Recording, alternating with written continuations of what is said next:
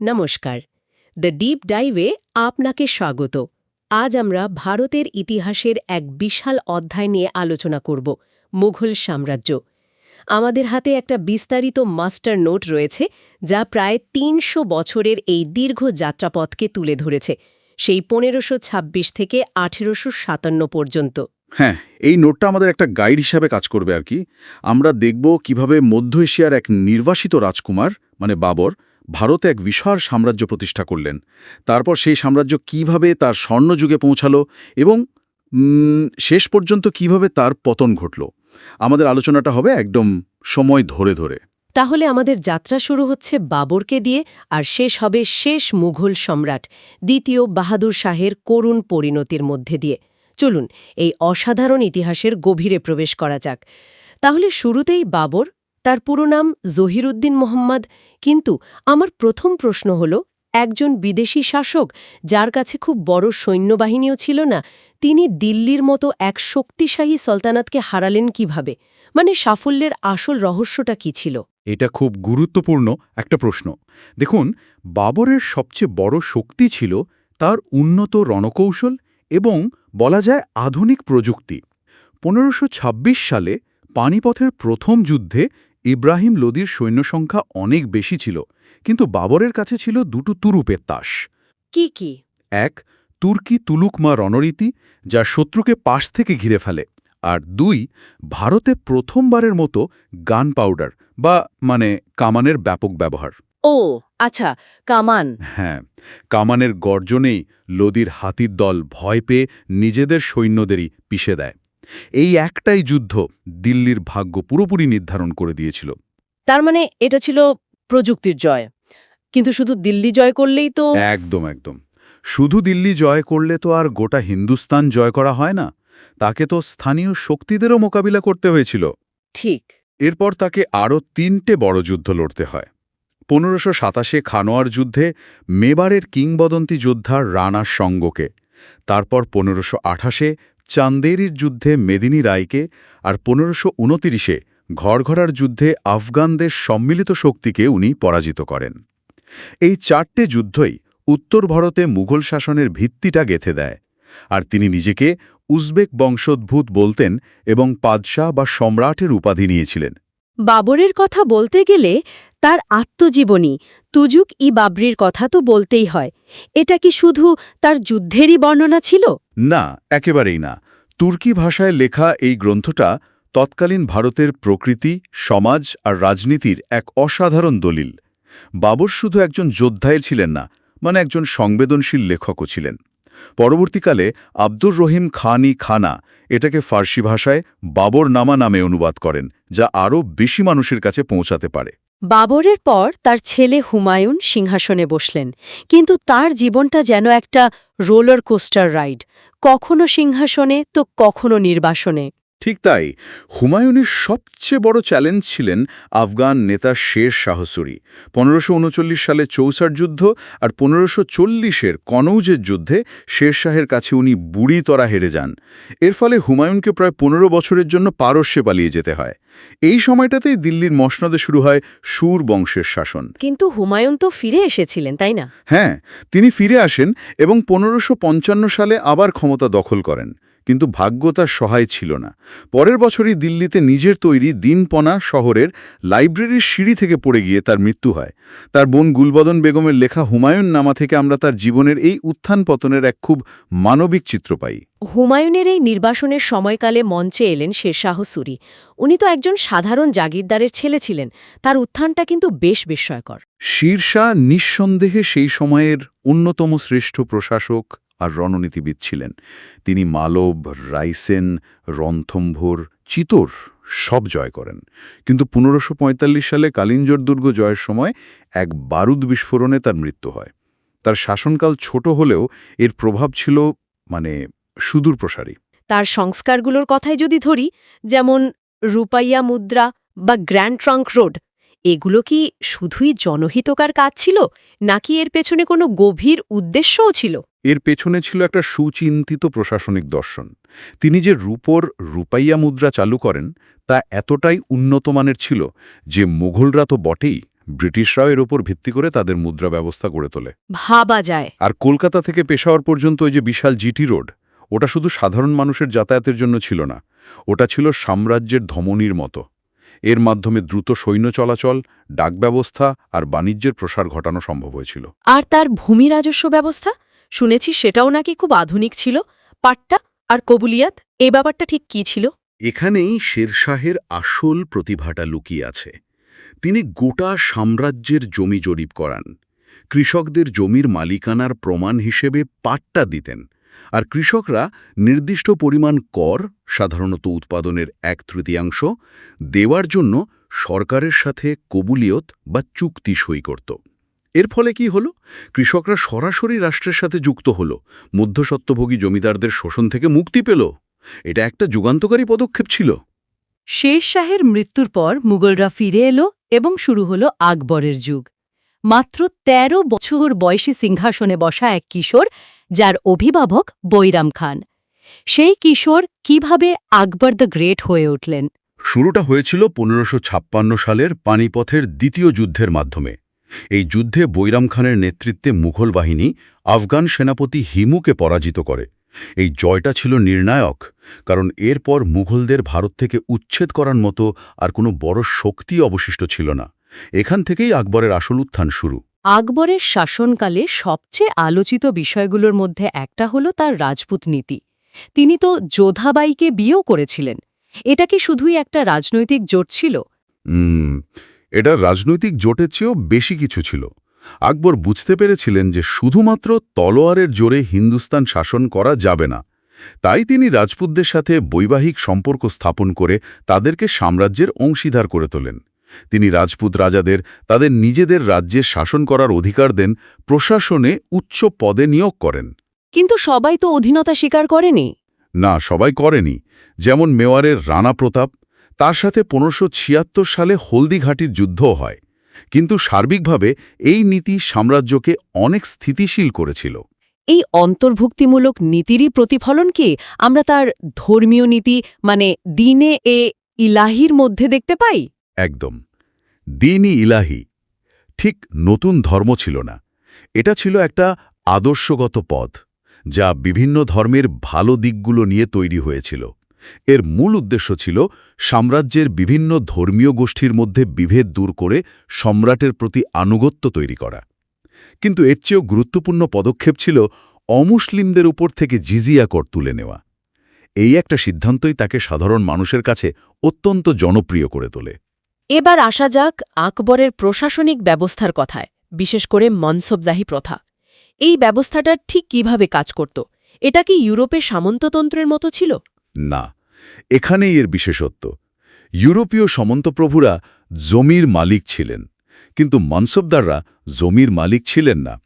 সম্রাট তাদের একটা পদ বা মনসব দিতেন, এবং সেই পদের ভিত্তিতে তাদের নির্দিষ্ট সংখ্যক সৈন্য বা জাত রাখতে হতো। এর বিনিময়ে তারা নগদ বেতন বা জায়গির পেতেন। এর ফলে কোনো মনসবদার নিজের স্বাধীন এলাকা তৈরি করতে পারতেন না। তাদের আনুগত্য থাকত সরাসরি সম্রাটের প্রতি। আচ্ছা, একটা নিয়ন্ত্রিত ব্যবস্থা। হ্যাঁ, হমকাপি কেন্দ্রীকরণের একটি নিয়ন্ত্রিত ব্যবস্থা। সর্বোচ্চ মনসব কারা পেয়েছিলেন? সর্বোচ্চ ৭,০০০ মনসব দেওয়া হয়েছিল মাত্র দুজনকে, সেনাপতি রাজা মানসিংহ এবং মির্জা আজিজ কোকাকে। এর পাশাপাশি তার অর্থমন্ত্রী টোডর মল, মানে ওই যে দহশালা ব্যবস্থা চালু করেন, ওটাও ছিল অসাধারণ। এখানে গত ১০ বছরের গড় উৎপাদনের ভিত্তিতে রাজস্ব ঠিক করা হতো, যা কৃষকদের জন্য অনেক বেশি স্থিতিশীল ছিল। আর জমিকে তার উর্বরতার ভিত্তিতে পোলাজ, পারাউতি, চাচার এবং বাঞ্জার এই ৪ ভাগে ভাগ করা হয়েছিল। স্থাপত্য এবং সংস্কৃতিতেও তো আকবরের অবদান বিশাল। অবশ্যই। তিনি ফতেপুর সিক্রিকে তার রাজধানী বানান। গুজরাট জয়ের স্মরণে সেখানে তৈরি করেন ভারতের উচ্চতম প্রবেশদ্বার বুলন্দা দরওয়াজা। আর তার দরবারে ছিলেন নবরত্ন বা ৯ জন জ্ঞানীগুণী ব্যক্তি, যাদের মধ্যে বীরবল, তানসেন, আবুল ফাজল, এদের নাম তো আমরা সবাই জানি। আকবরের পর সিংহাসনে বসেন তার পুত্র সেলিম, যিনি জাহাঙ্গীর উপাধি নেন। তার জঞ্জির-এ-আদল বা বিচারের শৃঙ্খল এর গল্পটা বেশ বিখ্যাত। এটা কি শুধুই প্রতীকী ছিল নাকি সত্যি কাজ করত? এর প্রতীকী মূল্যই বেশি ছিল আর কি। ধারণাটা ছিল যে কোনো সাধারণ মানুষ ওই ঘণ্টা বাজিয়ে সরাসরি সম্রাটের কাছে বিচার চাইতে পারবে। এটা জাহাঙ্গীরের ন্যায় বিচার প্রতিষ্ঠার ইচ্ছার প্রকাশ ছিল। তবে তার শাসনকালে আসল ক্ষমতা অনেকটাই ছিল তার স্ত্রী নূরজাহানের হাতে। তিনি এতটাই প্রভাবশালী ছিলেন যে মুদ্রাতেও তার নাম খোদাই করা হতো। জাহাঙ্গীরের সময় তো ব্রিটিশরা প্রথম ভারতে আসে। হ্যাঁ, এটাই একটা সন্ধিক্ষণ। ক্যাপ্টেন উইলিয়াম হকিংস এবং স্যার টমাস রো তার দরবারে আসেন এবং ইস্ট ইন্ডিয়া কোম্পানিকে সুরাটে বাণিজ্য কুঠি স্থাপনের অনুমতি দেন। হয়তো তখন জাহাঙ্গীর ভাবতেও পারেননি যে এই বণিকেরাই একদিন তার বংশধরদের ক্ষমতাচ্যুত করবে। তবে তার রাজত্বের একটা অন্ধকার দিক হল বিদ্রোহী পুত্র খসরুকে সাহায্য করার অভিযোগে তিনি পঞ্চম শিখ গুরু অর্জুন দেবকে মৃত্যুদণ্ড দেন, যা মুঘল শিখ সম্পর্কের অবনতি ঘটায়। জাহাঙ্গীরের পর আসেন শাহজাহান, যাকে বলা হয় স্থপতি রাজা। তার সময়কালকে তো মুঘল স্থাপত্যের স্বর্ণযুগ বলা হয়। নিঃসন্দেহে তাজমহল, দিল্লির লালকেল্লা, জামা মসজিদ, ময়ূর সিংহাসন এসবই তার সৃষ্টি। তার সময়ে মুঘল শিল্পকলা আর স্থাপত্য তার শিখরে পৌঁছায়। কিন্তু এই বিশাল নির্মাণ কার্যের একটা অর্থনৈতিক দিকও ছিল। এর জন্য যে বিপুল অর্থ খরচ হয়েছিল তার সাম্রাজ্যের কোষাগারের উপর অমচান্য একটা চাপ সৃষ্টি করে। তার সময় তো অনেক বিদেশি পর্যটকও এসেছিলেন। হ্যাঁ, ফরাসি পর্যটক বার্নিয়ার ও ট্যাভার্নিয়ার এবং ইতালীয় পর্যটক মানুচি তার সময়েই ভারতে আসেন। তাদের লেখা থেকে আমরা তৎকালীন ভারতের সমৃদ্ধি আর সামাজিক অবস্থার এক জীবন্ত চিত্র পাই। কিন্তু শাহজাহানের শেষ জীবনটা ছিল খুবই করুণ। তার ছেলেদের মধ্যে সিংহাসন নিয়ে ভয়াবহ যুদ্ধ শুরু হয় এবং বিজয়ী ঔরঙ্গজেব তাকে আগ্রা দুর্গে বন্দী করে রাখেন। ঔরঙ্গজেব মুঘল সম্রাটদের মধ্যে সবচেয়ে বিতর্কিত একটি চরিত্র। একদিকে তিনি সাম্রাজ্যকে তার সর্ববৃহৎ আকারে নিয়ে গিয়েছিলেন, আবার অন্যদিকে তার নীতিই নাকি পতনের কারণ হয়েছিল। এই দ্বৈত সত্তাকে কিভাবে ব্যাখ্যা করা যায়? ঔরঙ্গজেব ছিলেন একজন অত্যন্ত ধার্মিক এবং দক্ষ সেনাপতি। তিনি আলমগীর মানে বিশ্বজয়ী এবং জিন্দা পীর বা জীবন্ত সাধু উপাধি নিয়েছিলেন। তিনি আকবরের উদারনীতি থেকে সরে এসে আবার জিজিয়া কর চালু করেন এবং নবম শিখ গুরু তেগ বাহাদুরকে মৃত্যুদণ্ড দেন। তার রাজত্বের প্রায় ২৬ বছর তিনি দাক্ষিণাত্যে মারাঠাদের বিরুদ্ধে যুদ্ধ করে কাটান। তিনি বিজাপুর আর গোলকুন্ডা জয় করে মুঘল সাম্রাজ্যকে আয়তনে সবচেয়ে বড় করে তোলেন।